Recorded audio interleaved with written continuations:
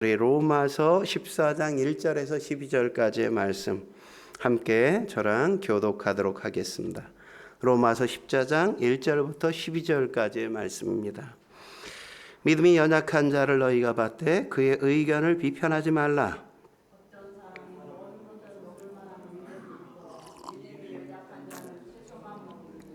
먹는 자는 먹지 않는 자를 업신 여기지 말고 먹지 않는 자는 먹는 자를 비판하지 말라. 이는 하나님이 그를 받으셨음이라.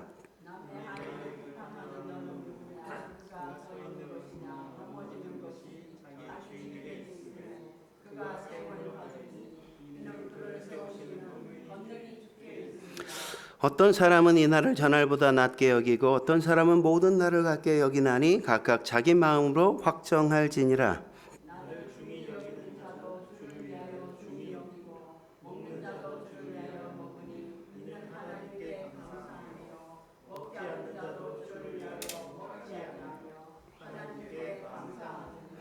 우리 중에 누구든지 자기를 위하여 사는 자가 없고 자기를 위하여 죽는 자도 없도다.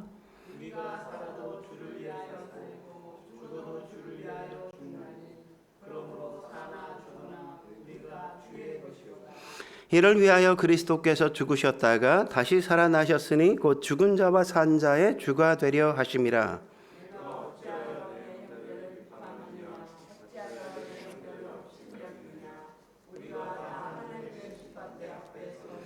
기록되었으되 주께서 이르시되 내가 살았노니 모든 무릎이 내게 꿇을 것이요 모든 혀가 하나님께 자백하리라 하였느니라.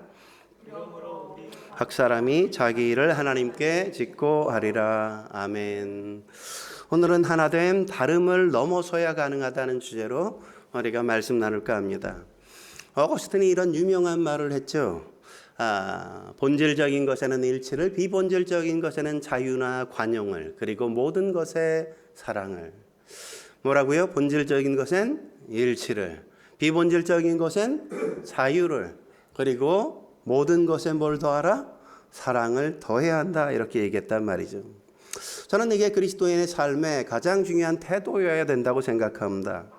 우리에게 본질, 가장 중요한 본질적인 것에는 언제나 일치를 추구하려야 한단 말이죠. 본질을 양보할 수 없습니다. 타협할 수 없단 말이죠. 본질은 일치를 추구해 가는 게 맞습니다. 하지만 비본질적인 것, 사소한 것, 이런 것들은 어떻게 한다고요? 너무 빡빡하게 굴지 말라 이거죠. 사람들에게 좀 양보도 해주라 이거예요. 그 사람에게 자유를 주고 관용을 베푸는 게 아름답다 이거죠. 그리고 그 나머지 모든 것에는 그게 어떤 대상이든지 상관없이, 그게 누구든 관계없이 언제나 사랑의 마음으로 그 모든 걸 할 수 있어야 된다. 그렇게 이야기하고 있는 거죠. 그래서 바울도 로마서 전반부에서는 뭘 기록합니까? 교리적인 내용을 기록했죠. 그리고 후반부인 12장부터는 사랑에 대한 이야기를 하고 있는 걸 우리가 볼 수 있어요. 그래서 로마서 12장에는 사랑은 섬기는 거다 이렇게 얘기하고 13장에 와서는 사랑은 권위에 순종하는 거다. 다른 사람의 권위를 존중하는 거다 이렇게 얘기했고, 그리고 14장 오늘 본문에 와서는 사랑은 다름을 넘어서는 것이다 이렇게 이야기하고 있단 말이죠. 여러분, 교회는 어떤 곳입니까? 서로 다른 사람들이 모인 것 아니에요? 같은 사람이 있습니까? 하나도 없단 말이죠. 뭐 진선이 의선이 형제임에도 불구하고 너무너무 다르잖아요. 우리 재훈이도 형이랑 너무 다르지 않습니까? 성격도 너무 다르고 하는 행동도 너무너무 다르잖아요. 네? 그렇게 다르단 말이죠. 그래서 하나가 되려면 뭐예요? 갈등과 대립을 극복할 수 있어야만 하나가 될 수 있단 말이죠. 더불어 함께 살 수 있단 말이죠. 근데 오늘 본문에 보면 로마 교회 역시도 그들이 갖고 있는, 그들이 함께 모여 살다 보니까 그들에게 일어난 두 가지의 분쟁, 다툼이 있었단 말이죠. 어떤 문제입니까? 첫 번째는 음식의 문제였어요. 음식의 문제. 2절 말씀에 나오지 않습니까? 2절 같이 한번 읽어볼까요? 2절 시작. 어떤 사람은 모든 것을 먹을 만한 믿음이 있고 믿음이 연약한 자는 채소만 먹느니라. 이건 당시 문화적인 환경을 우리가 이해할 필요가 있는데, 당시 로마 사회는 이방 신전들이 어마어마하게 많았거든요. 로마의 신화 우리가 다 알잖아요. 그 많은 신전에서 제사를 드리고 나온 고기들을 시장에다 내다가 팔았어요. 그러니까 시장에서 파는 대부분의 고기는 뭐예요? 우상에게 드린 제물을 그들이 다 소화하지 못하니까 그걸 갖다가 팔아서 이윤을 남기기 위해서 판 거란 말이죠. 물론 도축해서 파는 것도 약간 있었어. 한 70%가 신전에서 내다 파는 거라면 한 30%, 20, 30%는 도축하다가 파는 거였어요. 근데 사람들이 생각하는 거예요. 성숙한 믿음의 사람들은 디모데전서 4장 4절에 있는 것처럼 하나님께서 지으신 모든 게 선함에 감사함으로 받으면 버릴 게 없다는 믿음으로 그냥 다 사다가 먹었어요. 사람들이 뭐라 그러면 야 그냥 먹어. 다 똑같은 고기야. 고기는 고기지 뭐 다른 게 뭐가 있어. 그냥 사다 먹으면 돼. 이렇게 얘기했어요. 근데 어떤 사람들은 아니 뭔 소리야. 신앙 양심이 있지. 어떻게 우상에게 드린 재물을 사다가 먹을 수 있어. 그게 신앙이야? 이러면서 막 따지는 사람들 역시도 있었단 말이죠. 그러다 보니까 어때요? 갈등과 분쟁이 야게 되어지고 파당이 자꾸만 만들어지게 되었다는 거죠.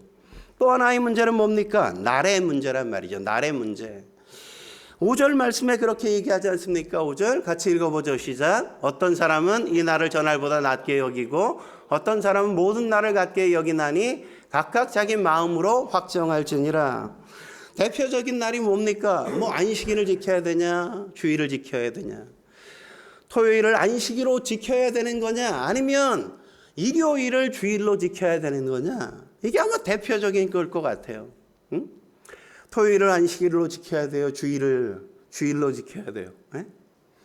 이 문제로 계속해서 대립이 되어지고 갈등이 일어나고 다투김이 막 일어났단 말이죠. 그래서 바울이 그런 겁니다. 그게 비본질적인 거라면 어떻게 해야 된다고요? 관용해야 된다고. 그거 가지고 싸우지 말라고 품어줘야 된단 말이죠. 인정해 줄 필요가 있다고. 그래야 우리가 그리스도의 몸으로 하나를 이룰 수 있는 거 아니냐. 그렇게 오늘 본문을 통해서 권면하는 거죠. 우리 교회에도 마찬가지잖아요. 모든 교회가 똑같지 않습니까? 교회 오다 보면 나랑 똑같은 생각만 하는 사람이 있는 게 아니잖아요. 다른 생각을 하고 있고 다른 가치관을 이야기하는 사람도 있단 말이죠. 그게 복음에 관한 문제가 아니라면 어떻게 해야 된다고? 다른 걸 인정해 주라고요. 그 차이를 존중해 주는 게 필요하다는 겁니다.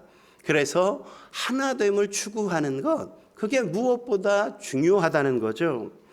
그렇다면 다름을 넘어서 어떻게 하나가 될 수 있나요? 첫째로 사람들의 다양성을 인정해야만 합니다.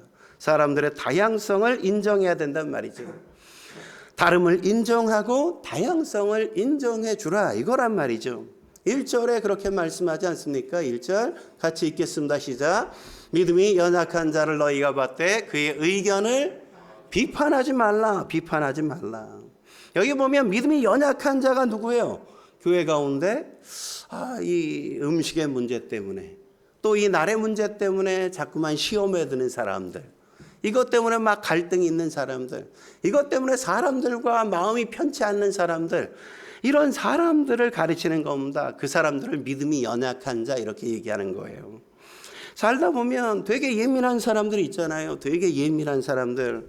우리가 펜션으로 수련회 가지 않았습니까? 근데 수련회 갔더니 방을 딱 여는 순간 바퀴벌레가 막 나타나서 으악 이러고 막 놀랬어. 어떻게 해야 돼요? 바퀴벌레가 나타났으면 방을 바꿔달라 그래야 돼요? 아니면 바퀴벌레 잡으면 돼요? 저 같은 사람은 그냥 바퀴벌레 잡고 그냥 거기서 지내면 돼. 근데 어떤 사람은 아니 바퀴벌레가 나왔잖아. 언제 바퀴벌레가 또 나올지 어떻게 알아? 아니 바퀴벌레가 사는 이 더러운 방에 어떻게 내가 잠을 잘 수 있어? 막 이렇게 예민한 사람이 있어 없어요? 있단 말이죠. 에? 그런 사람이 있단 말이에요. 그런 사람이. 그걸 가지고 예민하게 구는 사람이 있어요. 털털한 사람은 신경 쓰지 않지만 예민한 사람은 그 하나하나가 굉장히 신경 쓰이고 내가 어떻게 해야 될지가 너무 중요하단 말이죠. 집안에 벌레에 물려 죽은 사람이 있으면 예민할 수밖에 없는 거 아니에요? 그죠? 그 집안에 바퀴벌레 때문에 죽었어 사람이. 그 사람이 예민한 건 당연한 거란 말이에요. 그러니까 우리가 그 사람의 과거의 배경을 다 알지 못하고 함부로 판단하거나 함부로 정죄해서는 안 된다는 겁니다. 사람들의 예민한 것까지 우리가 다 컨트롤할 수 있을까요? 그럴 수 없단 말이죠. 그렇기 때문에 이런 차이는, 다름은 인정하고 수용해 줄 필요가 있다는 겁니다. 그래서 1절에 비판하지 말라 이렇게 말한단 말이죠. 그래서 비판은 비판을 얘기하는 게 아니라 비난하고 정죄하지 말라 이런 얘기예요. 비난하고 정죄하지 말라. 틀렸다 그러지 마, 다른 거야 이런 얘기란 말이죠. 어떤 사람은 변화가 되게 빠른 반면 어떤 사람은 되게 더디잖아요. 너무너무 느려. 잘 안 돼 변화가. 그렇다고 혼내지 말라고. 좀 기다려주란 말이죠. 넉넉한 마음을 갖고 좀 기다려줄 수도 있어야 돼요. 이건 저한테도 하는 말이야. 참 저도 이게 속이 막 뒤집어질 때가 참 많아. 근데 기다려줘야 돼. 요즘엔 여성 인권이 되게 세지지 않았습니까? 그러다 보니까 아내한테 욕먹는 남편들이 되게 많아. 제가 보니까 그래요. 아내한테 혼난다고 남편이 변하냐? 변하지 않거든. 아내 괜한 애쓰지 말라고 그냥 막 야단치고 남편 때려잡으려고 그러고 막 그러지 말란 말이죠. 혼내면 혼낼수록 남편은 삐뚤어 가요. 자꾸 엉뚱한 청개구리처럼 행동한다니까. 절대 아내의 잔소리를 듣고 변하는 남자 저 말고는 없어요. 저 말고는. 저 같은 사람이나 그러는 거지 딴 남자는 결코 그럴 수 없다니까요. 그래서 결혼 서약서에 꼭 이거 좀 넣어야 될 것 같아. 다름을 인정하십시오. 다름을 좀 인정하십시오. 그렇잖아요. 여러분 왜 그 남자가 끌렸습니까? 왜 그 남자에게 매력을 느꼈어요? 나와 다른 부분을 매력적으로 본 거 아닙니까? 나와 다르니까. 나와 똑같았으면 끌리지도 않았어. 근데 나와 달라서 그게 매력적으로 보였거든. 근데 살다 보니까 그게 자꾸만 부딪혀. 자꾸 이게 싫어. 그게 자꾸만 혐오감이 들어. 사는 게 막 힘들어졌다고. 교회 생활도 마찬가지란 말이죠. 우리가 만나는 사람들이 다 나와 똑같은 가치관을 갖고 사는 게 아닌 겁니다. 그래서 3절에 뭐라고 이야기합니까? 이렇게 말하잖아요. 같이 3절 읽겠습니다. 시작. 먹는 자는 먹지 않는 자를 업신여기지 말고 먹지 않는 자는 먹는 자를 비판하지 말라. 이는 하나님이 그를 받으셨음이니라. 업신여기지 좀 말고. 아내들 남편 업신여기면 안 돼. 비판하지 말라고. 남편들 아내 비판하지 말란 말이죠. 다양성이 오히려, 나와 그 사람의 다름이 오히려 우리를 성장시켜 줄 뿐만 아니라 우리의 좁은 마음을 넓게 만들어 준단 말이죠. 넓게. 가장 좋은 예가 누굽니까? 엘고어 부통령 아닙니까? 미국의 엘고어 부통령. 여러분 이 사람이 기후변화, 환경 위기 이런 얘기를 엄청 많이 떠들었잖아요. 2000년대부터 막 이 사람이 그런 거. 그래서 뭐 했어요? 이 사람이 노벨 평화상까지 받았잖아요. 노벨 평화상.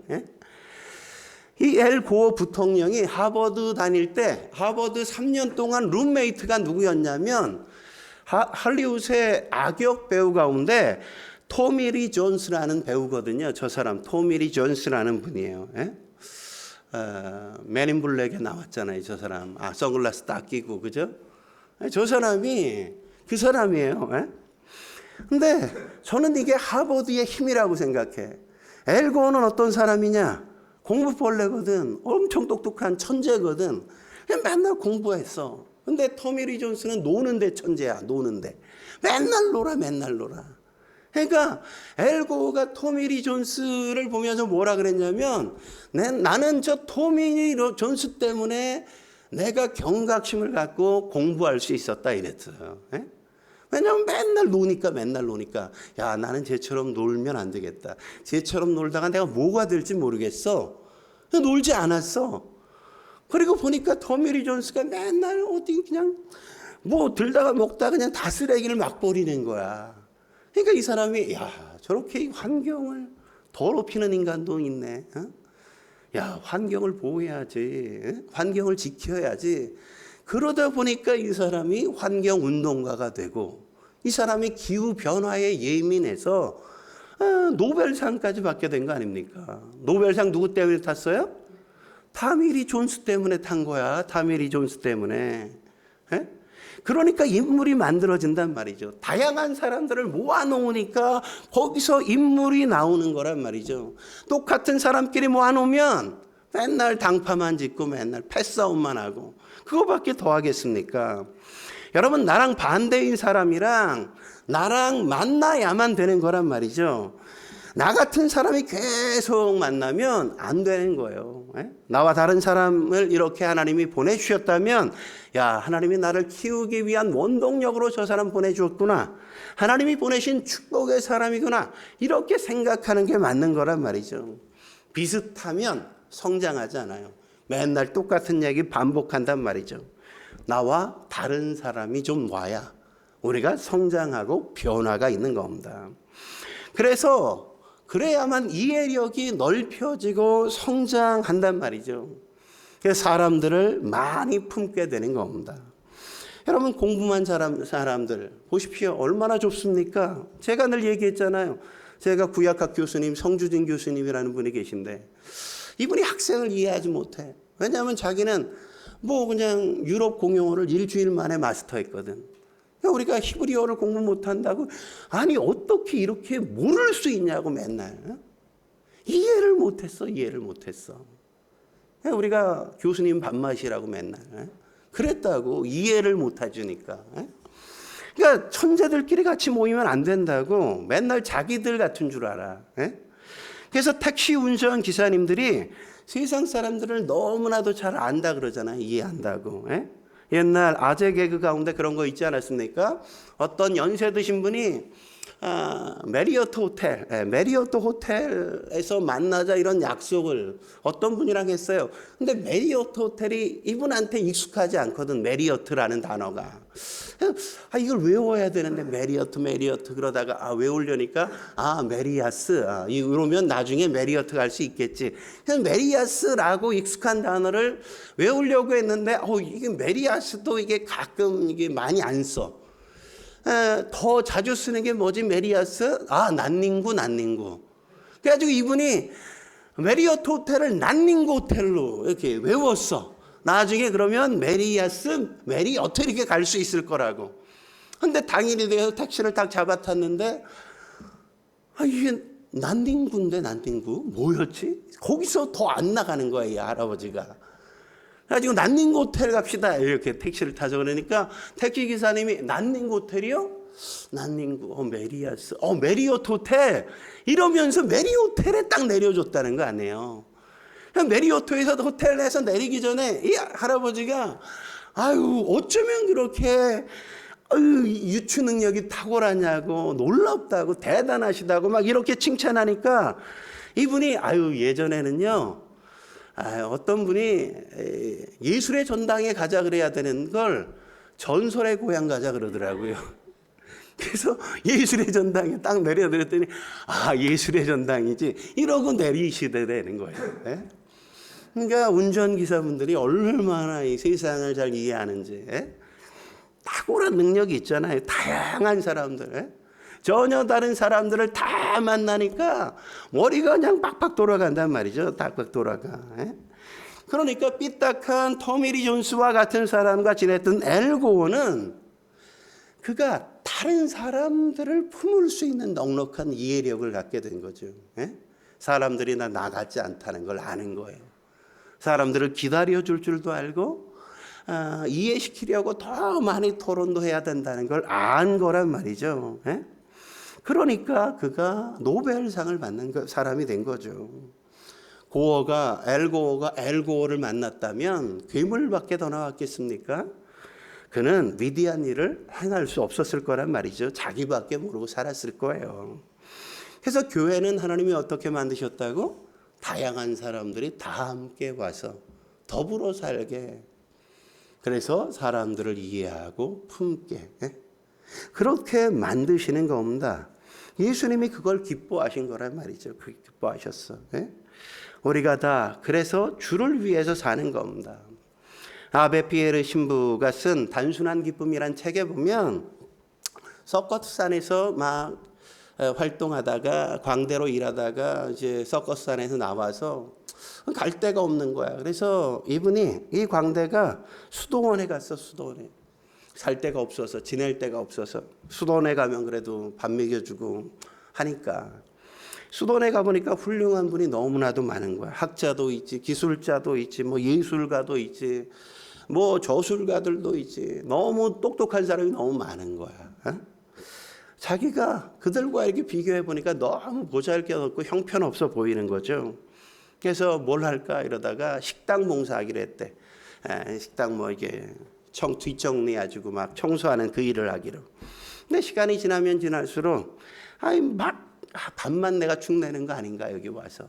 막 마음이 힘들고 어려워지고, 어느 날 저녁에 이 사람이 결정하고 자기의 광대 의상이 든 가방을 들고 예배당에 갔어요. 예배당에 가서 그 광대 복장을 쫙 입고 하나님 앞에 그랬어요. 예수님, 내가 할 수 있는 게 광대 노릇밖에 없습니다. 주님, 제가 즐겁게 해드릴게요. 그러고 그냥 그 예배당에서 굴렁쇠를 막 굴리고 덤블링을 하고 막 자기가 마치 관객들 앞에서 공연하는 것처럼 예배당에서 주님이 보시라고 그냥 막 공연을 한 30분씩 막 하고 정리하고 돌아오고, 며칠 동안 그렇게 하는데 맨날 이상한 저 사람이 자꾸 예배당에 가니까 그걸 이상하게 봤던 수도사가 가가지고 따라가 봤어. 근데 막 가더니 막 혼자 막 굴렁쇠 걸리고 덤블링하고 막 난리잖아. 이 사람들이 아니 괘씸하게 어디서 신성한 데서 이렇게 함부로 저러고 있나 막. 안 되겠다 싶어서 막 나서려고 그러는데 예수님이 딱 나타나시더래. 나타나시더니 예수님이 광대를 이렇게 쓰다듬으면서 아유 어쩌면 그렇게 잘해. 너무너무 잘하네. 너 때문에 내가 너무너무 즐거워. 너 때문에 내가 오늘도 웃을 수 있었어. 주님이 그러셨다는 거 아니에요. 그러니까 뭐 특별한 뭐 대단한 걸 우리에게 하나님이 기대하시는 게 아니란 말이죠. 내가 잘할 수 있는 것, 내가 할 수 있는 그 어떤 것, 그것을 주님은 하기를 원하시는 거란 말이죠. 그 예수님이 기뻐하신 거 아닙니까? 과부의 두 랩돈도 마찬가지잖아요. 주님이 그걸 왜 기뻐하셨어요? 그 여인이 마음을 다해 드릴 수 있는 거기 때문에 좋아하신 거잖아요. 내가 잘하는 것, 내가 할 수 있는 게 그걸 드릴 수 있어야 된단 말이죠. 저도 고민해 봤어요. 제가 뭘 잘하나? 뭐 특별히 잘하는 게 없어. 뭘 잘하나? 성실한 거, 꾸준한 거, 안 빠지는 거, 이거 잘하더라고. 제가 늘 성실하겠습니다, 주님. 내가 잘하는 건 없지만 제가 주어진 일, 맡기신 일 성실하게 그 자리에서 행하겠습니다. 제가 그랬어요. 여러분은 뭘 잘하십니까? 그냥 나와서 앉아서 예배 드리는 게 전부가 아니라 내가 잘하는 것으로 하나님을 섬기는 거란 말이죠. 주님은 그걸 바라보시고 기뻐하신단 말이죠. 제가 볼 때 여러분들 가운데 참 아름다운 부분들이 다 있거든요. 잘하는 부분들이 다 있어. 빛나는 게 있다고. 야, 어쩌면 저걸 저렇게 잘하나. 야, 참 대단하다. 야, 어쩌면 저런 걸 다 하네. 막 이런 생각을 들게 만드는 그 아름다운 부분들이 다 있거든요. 근데 그게 잘하는 건지를 우리 잘 몰라. 그게 잘 안 해. 그러면 안 된단 말이죠. 내가 잘할 수 있는 거, 내가 할 수 있는 거, 그걸 하나님 앞에 나와서 하면 되는 거예요. 그러니까 다양한 겁니다. 다 다르니까. 그 다른 게 모여서 하모니를 이룰 때 아름다움이 만들어지는 거란 말이죠. 오늘 7, 8절이 그 얘기 아닙니까? 7절과 8절 같이 읽겠습니다. 시작. 우리 중에 누구든지 자기를 위하여 사는 자가 없고 자기를 위하여 죽는 자가 없도다. 우리가 살아도 주를 위하여 살고 죽어도 주를 위하여 죽나니 그러므로 사나 죽으나 우리가 주의 것이로다. 각자가 다 그렇게 하는 거예요. 내가 드릴 수 있는 거, 내가 할 수 있는 거, 내가 기쁘게 즐겁게 할 수 있는 거, 그거 가지고 주님을 기쁘게 섬겨야 된다 이거죠. 한 걸음 더 나아가 다름을 넘어서 어떻게 하나가 될 수 있을까요? 두 번째, 주께서 받으셨음을 인정해야 한단 말이죠. 주께서 받으셨음을 인정해야 돼요. 하나님께서 받으셨다고 말하잖아요. 3절 하반절에 그렇게 말하지 않습니까? 하나님이 그를 받으셨음이라. 마음에 들든 들지 않든, 뭐 그 사람이 약점이 있든 부족함이 있든, 아니 하다못해 그 사람이 뭘 잘못하는 점까지도 하나님이 받으셨다 그러면 우리가 오케이 해야죠. 우리가 오케이 해야지. 내가 주인이 아니잖아요. 내가 하나님이 아니잖아요. 하나님의 교회의 주인이고 하나님이 하나님이시잖아요. 그분이 오케이 그러면 우리도 받는 거 아닙니까? 그래서 4절에 뭐라고 얘기합니까? 4절 같이 읽어보죠. 4절 시작. 남의 하인을 비판하는 너는 누구냐? 그가 서 있는 것이나 넘어지는 것이 자기 주인에게 있음에 그가 세움을 받으리니 이는 그를 세우는 권능이 주께 있음이라. 주인이 세웠다니까? 하나님이 세웠다니까요? 근데 똑같은 종인 우리가 왜 안 돼? 뭐 이러고 난리를 치냔 말이죠. 하나님이 세웠다니까? 주인이 세웠다니까요? 그러면 종인 우리는 뭐라 그래야 돼요? 아멘. 그리고 받아야죠. 받아야죠. 예? 그게 우리가 해야 될 일이란 말이죠. 그러면 교회에서 큰 소리 날 일이 없단 말이죠. 예? 내 기준에 맞지 않는다고, 내 생각과 다르다고, 기분이 나쁘다고 그 사람을 판단하고 비판하고 정죄하고 그래서는 안 된단 말이죠. 그 입 다물라 이거예요. 예? 주님이 성도로 받았는데 왜 네가 잔소리야? 이 말을 하는 거 아닙니까? 그 사람이 명백히 틀릴 수 있어. 그 사람이 잘못할 수 있어. 그러나 그 잘못한 성도, 그 틀린 성도를 누가 받았어? 하나님이 받으셨다고. 하나님이 성도로 그를 구원하셨잖아요. 에? 그러면 우리가 어떻게 해야 돼? 그가 틀렸다는 걸 알면서도, 그가 잘못했다는 걸 알면서도 그가 성도라는 걸 인정하고 받아들일 수 있어야 한단 말이죠. 여러분, 하나님이 다 죄인 쓰시는 거지 의인 쓰십니까? 여러분은 뭐 의인이에요? 의인이라 하나님 앞에 있어요? 아니잖아요. 저도 죄인인데 여기서 감히 여러분에게 설교하는 거 아닙니까? 예?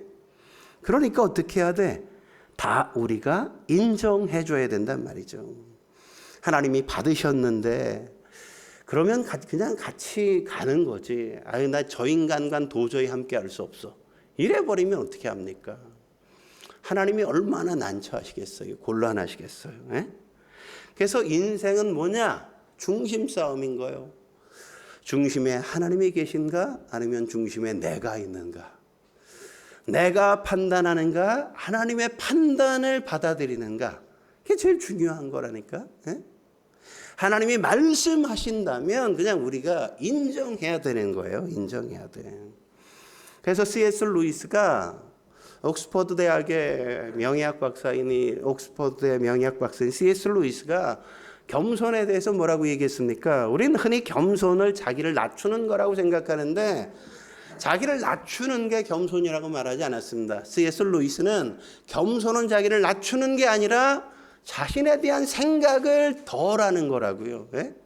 자신에 대한 생각을 덜 하는 거, 그게 겸손이란 말이죠. 그러니까 자기에 대한 생각, 자기 기준, 자기 판단, 자기 기분에 맞춰서 하는 거, 그게 뭐라고요?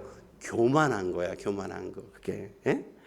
자기 생각 안 할 수는 없죠. 하지만 덜 할 수는 있잖아요. 그게 바로 뭐라고요? 겸손. 덜 하는 게 겸손이란 말이죠. 그래서 교만의 핵심은 뭐냐? 자기 집착인 겁니다. 자기 집착. 자기에게 집착하는 게 교만이란 말이죠. 맨날 누가 나를 어떻게 볼까? 에?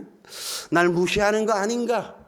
맨날 사람들 눈치만 보고 살피고 뭐라 그러나 자꾸 그런데 귀 기울이고 그러다 보니까 뭐 그 사람의 근심과 걱정의 90%가 다 그런 거잖아. 그런 거. 에? 근심하고 걱정해야 될 걸 근심하고 걱정하는 게 아니라 누가 나한테 뭐라 그러지 않나, 나를 어디서 뒷담화까지 않나, 뭐 이런 것만 자꾸 살피고 거기에 대한 염려로 맨날 가득하단 말이죠. 근데 그런 사람이 좀 뭔가를 가져봐. 어느 높은 자리에 올라가 봐. 그 사람이 어떻게 하겠습니까? 우월감에 빠져서 그냥 자랑하고 사람들 막 무시하고 짓밟고 막 그러지 않겠어요? 그런단 말이죠. 그러니까 우리가 잊지 말아야 될 게 뭐예요? 심판은 하나님께 있다는 사실을 우리가 놓치면 안 되는 겁니다. 하나님이 옳다 그러면 옳은 거고 하나님이 틀리다 그러면 틀린 거라고요. 예? 우리의 생각은 중요하지 않아. 하나님이 그렇게 말씀하시면 그런 거예요. 나도 마찬가지예요. 나도 심판을 받을 텐데 뭐 남 신경 쓸 새가 어디 있어. 내가 하나님 앞에 바르게 살고 있는가가 중요한 거지. 그렇죠? 잊지 마세요. 심판은 누가 해? 하나님이. 내가 마지막 때 내가 심판할게요. 이러고 내가 심판하지 않는다고. 그게 10절부터 12절의 말씀이잖아요. 같이 한번 읽어볼까요? 10절부터 시작. 내가 어찌하여 내 형제를 비판하느냐? 어찌하여 내 형제를 업힌 여기느냐? 우리가 다 하나님의 심판대 앞에 서리라. 기록되었을 때 주께서 이르시되 내가 살았노니 모든 무릎이 내게 꿇을 것이요 모든 혀가 하나님께 자백하리라 하였느니라. 이러므로 우리 각 사람이 자기의 일을 하나님께 직고하리라. 우리가 하나님 앞에 서게 될 거예요. 그 앞에서 심판받아요. 거기 가서 뭐 성일 집사 때문에 제가 뭐 이렇게 얘기할 수 없다고. 기원 집사가 그때 그래가지고 이런 얘기할 수 없다고요. 에? 나는 하나님 앞에 직고한다고 직접 이야기한다고. 직접 1대1로 심판을 받는단 말이죠. 에? 그러니까 우리가 핑계 댈 수 없어. 하나님께서 인정하시면 그냥 인정하는 게 바른 거란 말이죠. 여러분, 내 주변에 너무 잘난 사람, 너무 교만한 사람 많을 수 있어요. 에? 그러면 우린 뭐라 그래? 항상 하나님 왜 내 주변에 이렇게 잘난 놈들만 주셔서 내가 이렇게 열등감 갖게 만들어요? 막 이럴 때 있잖아요. 그럴 필요 없단 말이죠. 에? 그게 나쁜 게 아닐 수 있다고요. 그렇기 때문에 우리는 어떻게 할 수 있어요? 하나님 앞에 나아가서 하나님 나를 도와주십시오. 기도할 수 있잖아요. 이걸 하나님이 주신 좋은 자극이라고 우리가 받아들이면 되는 거 아닙니까? 열등감으로 받지 말고. 에? 여러분, 한때 유명한 연세대 독수리 오영재 아십니까? 농구 독수리 오영재 있잖아요. 문경은, 이상민, 우지원, 김훈, 서장훈까지. 에? 여러분은 잘 모르나? 너무 제가 옛날 얘기하나? 에. 이 다섯이 독수리 오영재였거든요. 정말 이들이 농구를 잘했어. 되게 잘했어. 근데 농구만 잘하는 게 아니라 생겼어 좀. 에? 좀 생기고 뭐 키 크지, 생겼지, 뭐 농구 엄청 잘하지. 그러니까 엄청 인기가 많았어요. 뭐 중앙대도 당시 잘 나가던 중앙대도 깨고 고려대 뭐 잽도 안 되고 그냥 나가면 무조건 1등 하는 거야. 실업팀들 다 함께하는 농구재단체에도 2년인가 막 우승했거든. 이들이 나가서. 그러니까 뭐 소녀 부대를 끌고 다녀. 그냥 이 사람들이 나가면 막 몰려. 소녀들이 막 어머머 막 이러고 막 농구 연습장 와가지고 막 이름 부르고 막 농구 연습을 할 수 없었어. 근데 서장훈이 가면 아무도 알아주지 않는 거야.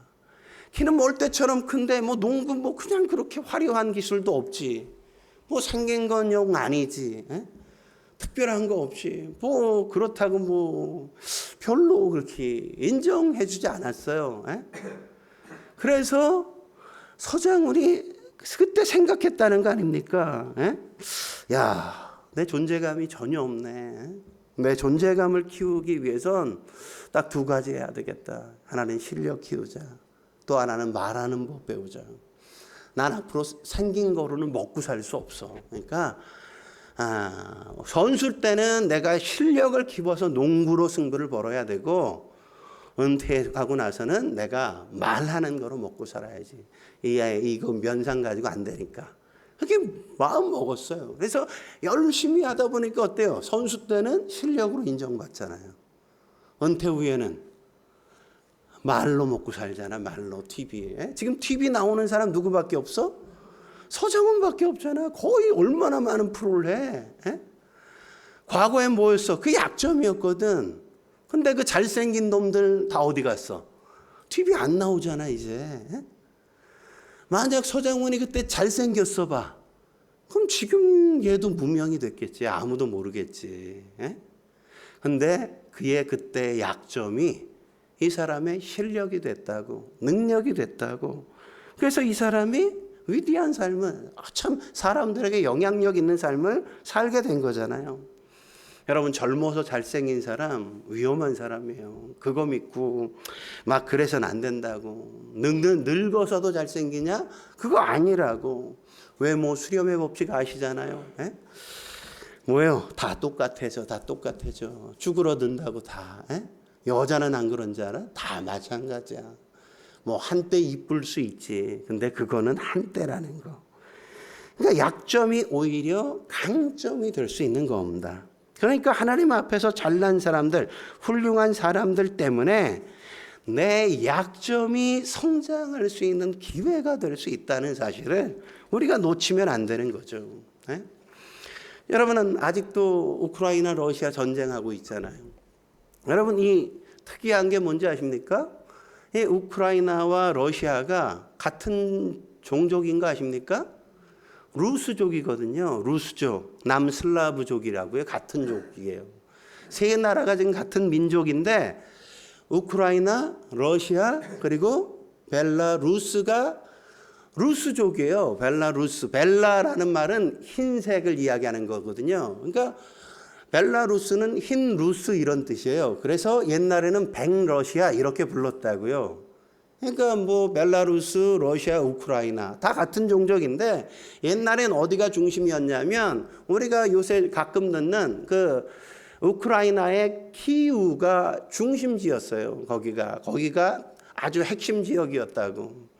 근데 거기서 그들이 터를 잡고 사는데 이 몽골이 쳐들어온 거야. 점령당했어. 그래서 쫓겨간 일부, 조금 쫓겨가가지고 도망가서 세운 데가 뭐냐? 모스크바 공국이에요. 그리고 여기는 이 몽골족이 와가지고, 그들이 나라를 세웠잖아요. 그때. 나라를 세웠어. 그래가지고 가가지고 모스크바 공국이 세워졌는데 왜 공국이냐면 왕이 세운 나라도 아니라는 거지. 공작이 세운 나라라 모스크바 공국이었어. 그러니까 쬐끄만 나라였다고. 근데 이게 킵차크 칸국 몽고가 대단한 나라잖아요. 어마어마한 나라. 그러니까 또 쳐들어오면 어떡해. 왜냐하면 다 허벌판이거든. 다 평야야 다. 산맥이 없어. 그래서 이 사람들이 모스크바 공국이 계속해서 동쪽으로 북쪽으로 계속 넘어가는데 우랄 산맥 하나 있고 뭐 산맥이 없는 거야. 그래서 17세기 가다 보니까 어디까지 나왔어? 블라디보스토크까지 나온 거예요. 그래가지고 그 넓은 땅을 차지하게 된 거. 세계에서 가장 큰 나라가 된 이유는 뭐냐? 몽골 제국 때문에. 그 모스크바 공국, 쬐그만 나라가 그 큰 나라로 커간 거거든요. 커간 거. 그러니까 자기의 약점이 그 큰 나라가 되게 만들었다고. 그러니까 얼마나 놀랍습니까? 그러면 왜 우크라이나와 러시아가 왜 싸워요? 왜 러시아가 우크라이나에 집착합니까? 완충지대 때문에 그런 거란 말이죠. 우크라이나가 나토에 가입하면 국경지가 없잖아. 그럼 안전이 보장될 수 없잖아. 그러니까 안전을 보장하려다 보니까 어디까지 가야 되냐면 독일까지 다 평야거든. 그냥 쳐들어오면 그냥 직접 만날 수밖에 없어. 그래서 우크라이나가 나토에 가입하면 직접 나토와 맞서야 되니까 안 되는 거야. 그러니까 거기를 가입 못하게 친 거란 말이죠. 친 거. 가입하면 가만 안 놔두겠다 이래서 전쟁이 그래서 벌어진 겁니다. 완충지대를 두기 위해서.